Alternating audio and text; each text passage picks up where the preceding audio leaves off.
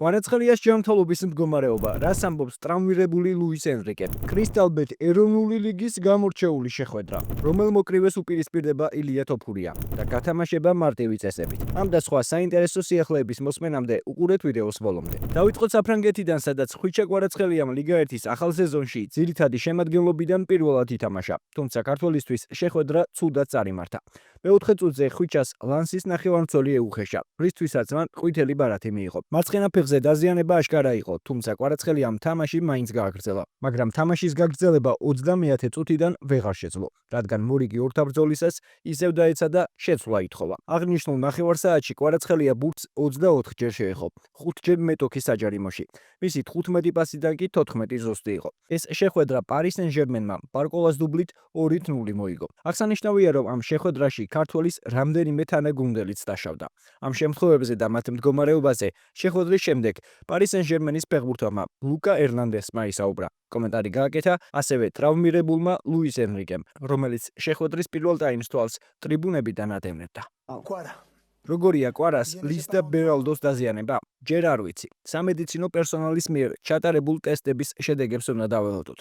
ჯერ არანაირი ინფორმაცია არ მაქვს. ვფიქრობ, გამარჯვება დავიმსახურეთ. რთული შეხვედრა იყო, რადგან ტრავმების გამო ცვლილებების გაკეთება მოგვიწია და ეს ყოველთვის მძიმეა.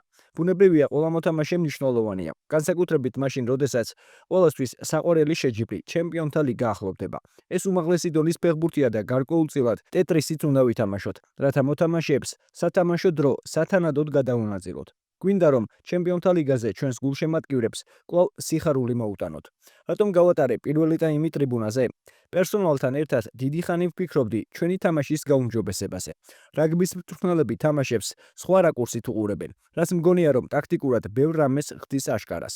პირველი ტაიმი ტრიბუნიდან ვნახე და ის შესანიშნავი იყო, განსხვავებული, რადგან ყველაფრის კონტროლი შემიძლია და ეს საინტერესო ვარიანტია, რომლის გამოყენებაც მომავალში შემიძლია. ასისტენტებთან შეგიძლიათ იდეალური საუბარი გქონდეთ, რადგან ხედავ ვინ იყო მოედანზე კარგი და ვინ არა. ეს უამრავ ინფორმაციას მაძლევს და ვფიქრობ, რომ მხოლოდ დადებითია.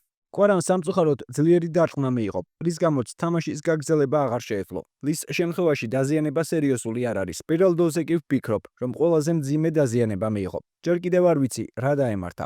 გრძელი დამღლელი სეზონი გველის და ყველა ფეხბურთელი გჭირდება. როდესაც სანაკრებო თამაშების შემდეგ გუნდში ბრუნდები, ჩვეულ ფორმაში დაბრუნება მარტივი არ არის. განსაკუთრებით მაშინ, როდესაც გრძელი დატვირთული კვირა გაქვს. ეს როგორც მენტალურად, ისე ფიზიკურად დამღლელია. ლიგა 1-ის ლიდერი მომდევნო შეხვედრას 21 სექტემბერს სტუმრად მარსელთან გამართავს, თუმცა მანამდე 17 სექტემბერს ჩემპიონთა ლიგის ახალი სეზონის პირველ შეხვედრაში ატალანტას უმასპინძლებს. იმედია, რომ კვარას სერიოზული დაზიანება არ ექნება და ამ შეხვედრაში მონაწილეობას მიიღებს.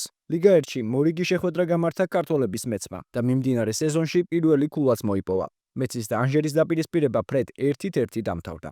გიორგი წიტაიშვილი ძირითად შემადგენლობაში იყო, თუმცა კარგი შეხვედრა არ ჰქონია.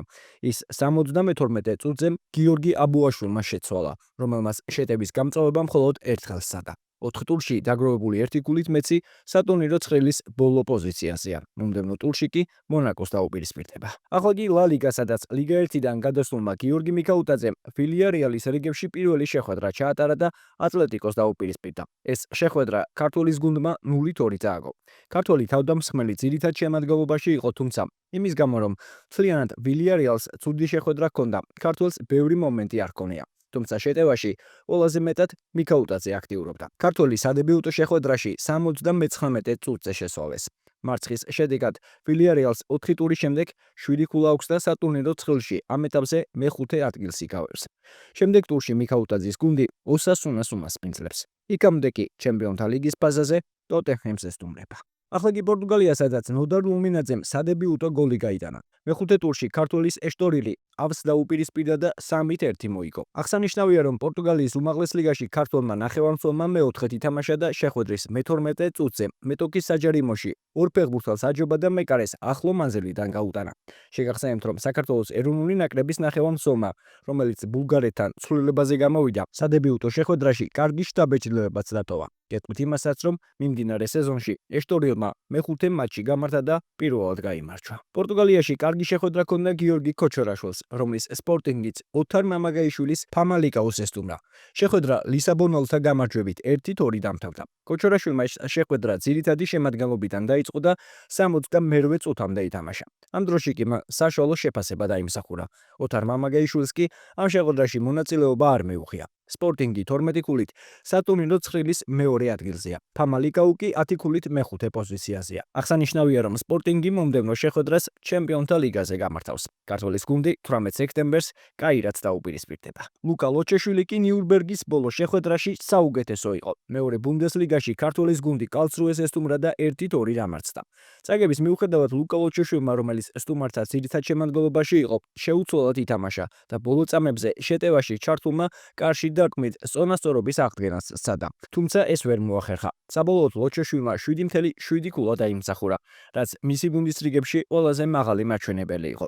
5 ტურის შემდეგ ნიურნბერგი 1 ქულით ბოლო ადგილზეა. ქართველის გუნდი მომდევნო შეხვედრას ბოხუმის წინააღმდეგ გამართავს. ახლა კი UFC და ილია თოფურია, რომლის მომდევნო ბრძოლის თარიღი კვლავ უცნობია. სანამ ახალი მეტოქე გაირკვევა, მანამდე ქართველმა მოკრივეს ტერენს კროუფორდს რინგზე შეხვედრა შესთავაზა. ტერენსმა კი პასუხად განაცხადა, რომ ილია ინტერვიუების მიცემის დროს გამუდმებით მთვრალია და საერთოდაც MMA-ის თითქმის ყველა მებრძოლი ალკოჰოლზეა დამოკიდებული. რა თქმა უნდა, UFC-ის 2 დივიზიონის ქართველი ჩემპიონი ამ კომენტარს გამოეხმაურა. რაც ტერენს კროუფორდმა თქვა, იმასთან დაკავშირებით არანაირი მოსაზრება არ გამაჩნია. თუ მას სურს საკუთარი თავის გამოცდა, ტექნიკის და უნარების შემოწმება, მე აქ ვარ და ველოდები. ბოლო პერიოდში ყველაზე მეტად იცით რა მაღეზიანებს. ბევრი მოკრივე ერევა შერეულ ორთაბრძოლებში. მებრძოლებს გვაკრიტიკებენ და ჩვენ დაკნინებას ცდილობენ. მათ საპასუხოდ ვიტყოდი, რომ MMA-ის ძალიან ბევრმა წარმომადგენელმა უკანასკნელ პერიოდში რინგზე გადაინაცვლა და საკუთარი სიძლიერე დაამტკიცა. მოკრივეები კი მხოლოდ ბევრი ლაპარაკით არიან დაკავებულნი და არც ერთი მათგანი ოქტაგონში შემოსული არ მინახავს. სცადეთ ბიჭებო, ნუ გეშინიათ, იქნებ რამე გამოგივდეთ. სანამ ილიას მომდევნო მეტოქე გაირკვევა, შეგახსენებთ, რომ 4 ოქტომბერს მერაბ-დვალიშვილი კორი სენთჰეგენს დაუპირისპირდება. თქვენ კი შანსი გაქვთ ამ ბრძოლის დახმარებით მერაბის პერსონალური შორტი მოიგოთ მისივე ხელმოწერით. ამისთვის უბრალოდ უნდა შეხვიდეთ ოქტაგიარის ან Newsmakers's Instagram და Facebook გვერდებზე და გაეცნოთ გათამაშების მარტივ წესებს. თქვენ უბრალოდ უნდა გამოიცნოთ მერაბის ტეიქდაუნების რაოდენობა და შეასრულოთ გათამაშების ყველა წესი. ასე რომ არ გამოტოვოთ ეს შანსი. აქვე, თუ მოგეწონა ეს ვიდეო, დაალაიქე, გამოიწერი არხი და ჩართე ზარის ხილაკი, რომ არ გამოგჩეთ შემდგომი საინტერესო სიახლეები. ბოლოს კი გიტოვებთ კრისტალბეტ ეროვნული ლიგის 24 ტურის გამორჩეული შეხვედრის საუკეთესო მომენტებს. ქუთაისის ტორპედო მაგ კოხრეიძე თამაშობს კარგად. გრძელდება შეტევა, შორიდან იქნება დარტყმა შერიფის გასროლა რა გოლი! ფანტასტიკური დარტყმა მოჰამედ შერიფის, შესანიშნავი გოლი! ამიტომ არის საჭირო ტორპედოსთვის მეორე გოლი, რომ განიმტკიცოს უპირატესობა. ჩაწოდება საჯარიმოში 2-0. 2-0 ხდება ანგარიში ალეკო ბასილაძე. ტორპედოს აკადემიის აღზრდილი. აქვს გითხარით ასევე გაგრასთან დაპირისპირებაში ჩაწოდება საჯარიმოში ფანცულაია 2-1. მალევე მოახერხა წყალტუბოს სამგურალმა გოლის გატანა 39 წუთზე პასი ბასილაძეს. დაარტყა ბასილაძემ დაიბლოკა მეორე დარტყმა და რა ლამაზი გოლი. ალეკო ბასილაძე პირველი დუბლი კარიერაში. არბიტრმა მისცა ნიშანი. ფილიპ პირესის გამორბენი დარტყმა 4-1. ხელ გამეორებაზე ალეკო ბასილაძის გოლი მოჰამედ შერიფმა გააკეთა პასი, მე მამუჩაშვილი ვთქვი და შერიფმა გააკეთა გადაცემა და ბასილაძემაც შეასრულა ჰეტრიკი.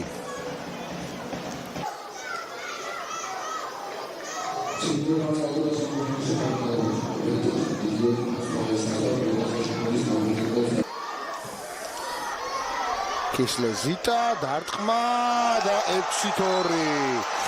ქუთაისელებმა კიდევ ერთი გოლი გაიტანეს. ეს არის ამ სეზონის ყველაზე უხგოლიანი დაპირისპირება.